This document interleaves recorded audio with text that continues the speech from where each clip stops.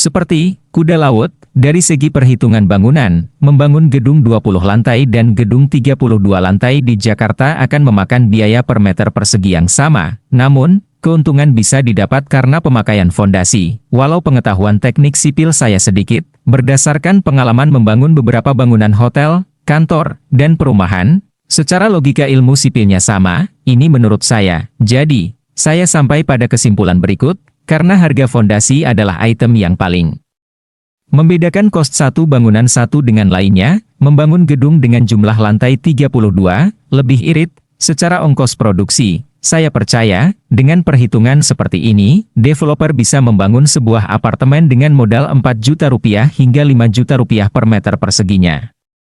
Ini sudah termasuk dapur dan kamar mandi untuk setiap unit apartemen. Secara psikologis, luas bangunan untuk sebuah apartemen adalah 72 meter persegi yang terdiri atas 2 kamar tidur. Ini sudah sangat manusiawi, untuk 3 kamar tidur, luas yang ditawarkan sekitar 110 meter persegi. Jadi, harga dasar untuk membangun apartemen adalah sekitar 300 juta rupiah hingga 500 juta rupiah per unitnya. Dengan modal segini, Anda sudah bisa mendirikan apartemen yang layak huni. Jadi, mari kita ambil biaya pembangunan rata-rata 400 jutaan rupiah. Kalau kita membangun 500.000 unit apartemen, kita memerlukan nilai investasi 300 triliun rupiah. Apakah nilai ini mahal? Bagaimana kalau kita pandang dari sudut lain? Apakah kehilangan 20 triliun rupiah per tahun akibat kemacetan merupakan sesuatu yang bisa kita pandang mahal?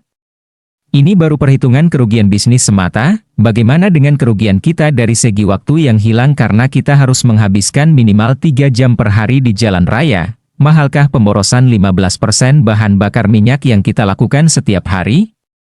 Atau pemborosan energi senilai 5 triliun karena sebab yang sama? Jika Anda bisa menyediakan pada saya 300 triliun saat ini, saya akan mengembalikannya pada Anda dalam jangka waktu 8 tahun, negara dijamin bisa menghemat 250 triliun dalam 8 tahun ke depannya. Mengapa?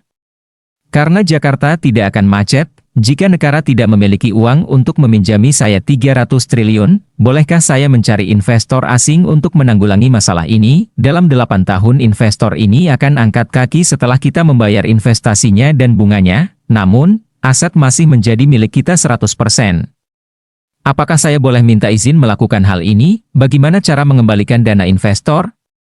Amankah investasinya? Nah, inilah kegilaan saya selanjutnya. Cita-cita saya adalah menyelesaikan masalah macet di Jakarta. Begini kacamata saya dalam melihat masalah ini. Di daerah pusat Jakarta, ada ratusan hektare tanah menganggur karena masalah tanah. Ini akibat kasus fair bonding tanah kepemilikan yang sudah bertahun-tahun tidak selesai. Jumlah tanah ini puluhan. Yang menakjubkan, tanah-tanah ini luas-luas. Saya yakin, masalah ini dalam 50 tahun lagi pun belum selesai. Ada banyak urusan tanah seperti ini di Jakarta, tanah yang menganggur dan tidak produktif. Karena lokasi mereka di tengah Jakarta, saya mengajukan ide berikut. Saya akan menggunakan seluruh tanah tersebut. Saya ingin mengembangkan rumah susun, apartemen, dan condominium. Sasarannya? Jelas, sekitar 2 juta warga Jakarta. Statusnya? Apartemen sewa. Harga sewa bangunan ini, rata-rata hanya 3 juta rupiah hingga 4 juta rupiah per bulan per unit. Bangunannya akan tersedia dalam bentuk 1, 2, dan 3 kamar tidur. Di area sekitar pemukiman ini akan dibangun pula sekolah, klinik, pasar, pusat jajan, taman bermain, juga moda transportasi massal, MRT, bus, KRL, dan juga sport center. Apa yang terjadi kalau lahan tersebut dimenangkan oleh salah satu orang yang berperkara? Kita akan minta orang ini untuk membagi hasil, sekitar 50-50 atas uang sewa.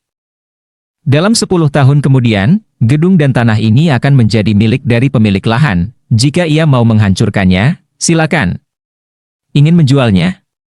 Pemda siap membeli dengan harga NJOP. Saya tahu, ini ide yang gila. Saya tidak ingin berdebat, saya akan minta DPR untuk membuat undang-undang. Presiden selanjutnya bisa mengeluarkan perpresnya buat melindungi para pihak yang terlibat. Dengan adanya rumah sewa tadi, warga Jakarta akan berpindah. Mereka bisa menyewa pemukiman yang lebih dekat dengan lokasi aktivitas mereka. Ujung-ujungnya mereka akan mengurangi penggunaan kendaraan pribadi, sebab jarak mereka dengan pusat aktivitasnya sangat dekat. Perilaku warga Jakarta bisa diubah.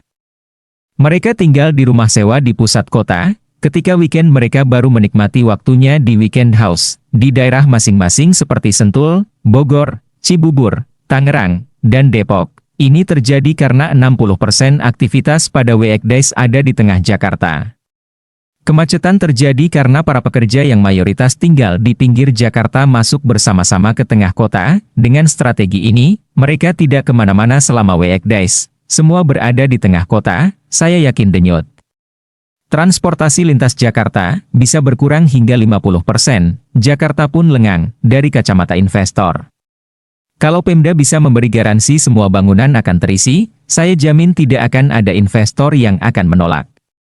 Bahkan, satu investor bisa membangun dengan investasi 300 triliun rupiah saja. Namun, yang perlu dibantu adalah ketersediaan lahan selama 30 tahun untuk dibangun. Selama 30 tahun ini, saya akan berikan retribusi atas PPB dan tanah terlebih dulu. Saya sanggup membangun 1000 tower, 100 sekolah, 10 rumah sakit, 50 pasar, 50 pujasera, 1000 kios, 20 sport center beserta taman bermain sebagai area penghijauan. Beri saya lahan 300 hektar di tengah Jakarta yang menganggur, beri saya waktu 5 tahun, semua akan siap beroperasi.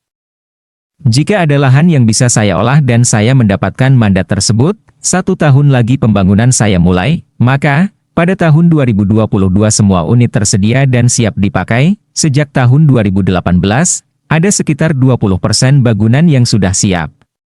Posisi ini kira-kira mirip dengan yang ada dalam BUM atau Badan Usaha Milik Negara Khusus zaman Nunu Sutowo dulu. Jika Anda semua ingat, Pertamina Kuda Laut dulu dibangun dengan nama ini. Apakah Anda juga ingat betapa lincahnya badan usaha tersebut?